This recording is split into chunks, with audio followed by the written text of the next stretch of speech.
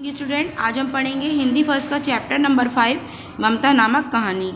ये जो कहानी है एक ऐतिहासिक प्रसंग रोहतास दुर्गपति के मंत्री की विधवा पुत्री ममता से संबंधित है। इसमें ममता के चरित्र को प्रस्तुत किया गया है जो सबके लिए प्रेरणादायक है। रोहतास दुर्ग के प्रकोष्ठ में बैठी ममता शोण के तीक्ष्ण गंभीर प्रभाव को देख रही थी। ममता विधवा थी। मस्तिष्क में आंधी, आंखों में पानी की बरसात लिए विकलसी बैठी थी। वह रोहतास दुर्गपति के मंत्री चूड़ामणि की अकेली दुहिता थी। दुहिता माने बेटी, इसलिए किसी चीज का भाव उसके लिए असंभव न था, किंतु वैधव्य का कलंक तो उसके सिर पर था ही, और उसकी विडंबना का कहाँ अंत था। चूड़ामणि ने चुपचाप उसके प्रकोष्ठ में प्रवेश किया। शोर के प्रभाव में, उसके कलनाद में अपना जीवन भूल जाने में वह बेसुध थी, इसलिए पिता का अंदर आना वह जान न सकी।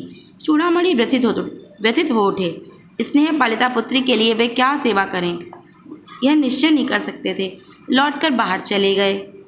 प्रायः ऐसा होता रहता था, पर आज उनके मन में बड़ी दुश्चिंता थी। एक पहर बीत जाने के बाद वे फिर ममता के पास वापस आए। इस बार उनके साथ 10 सेवक चांदी की बड़े बड़े थालों लेकर आए थे। उनकी पदचाप सुनकर ममता ने मुड़कर देखा। उन्होंने सब थालों को रखने का संकेत किया। अनुचर थाल रखकर चले गए। ममता ने पूछा, यह क्या है पिताजी?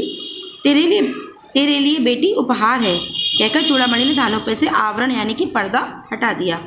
स्वर्ण यानी कि सोने का पीलापन उसकी सुनहरी संध्या में विकीर्ण होने लगा। इतना स्वर्ण, यह कहाँ से आया? ममता, ये तुम्हारे लिए ही तो है।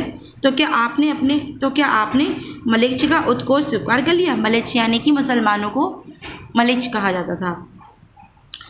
पिताजी, यह अनर्थ है, अर्थ नहीं। लौटा दीजिए पिताजी।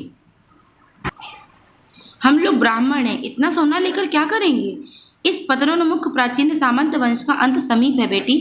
किसी भी दिन शेरशाह रोहितास्व पर अधिकार कर सकता है। उस दिन मंत्रित्व ना रहेगा, तब के लिए है ये सब बेटी। हे भगवान, तब के लिए? विपदा के लिए इतना आयोजन, परमपिता की इच्छा के विरुद्ध इतना साहस। पिताजी, क्या भीख न मिलेगी? क्या कोई ब्राह्मण को 2 मुट्ठी अन्न न दे सकेगा? फेर दीजिए पिताजी, मैं कांप रही हूँ। इसकी चमक मुझे अंधा बनाए दे रही है। मूर्ख है, कहकर चूड़ामणि चले गए। दूसरे दिन जब डोलियों का तांता भीतर आ रहा था तो ब्राह्मण मंत्री चूड़ामणि का हृदय धक धक करने लगा। वह स्वयं को रोक ना सके। उन्होंने जाकर रोहतास दुर्ग के तोरण पर डोलियों का आवरण खुलवाना चाहा तो पठानों ने कहा, यह महिलाओं का अपमान है। बात बढ़ गई, तलवारें खिंच गईं। ब्राह्मण मंत्री वहीं मारे गए और राजा रानी को सब छली शेरशाह के हाथ लग गए।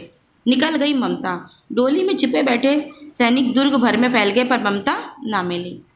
काशी के उत्तर में धर्मचक्र विहार मौर्य और गुप्त सम्राट की कीर्ति का खंडहर था, जहाँ पंचवर्गीय भिक्षु गौतम का उपदेश श्रवण करने के लिए मिले थे। उसी स्तूप के भग्नावशेष की मलिन छाया में एक कुटिया में दीपालोक में एक किशोरी पाठ कर रही थी। पाठ वहीं रुक गया। एक भयंकर और हताश आकृति दीप के मंद प्रकाश में सामने आ गई।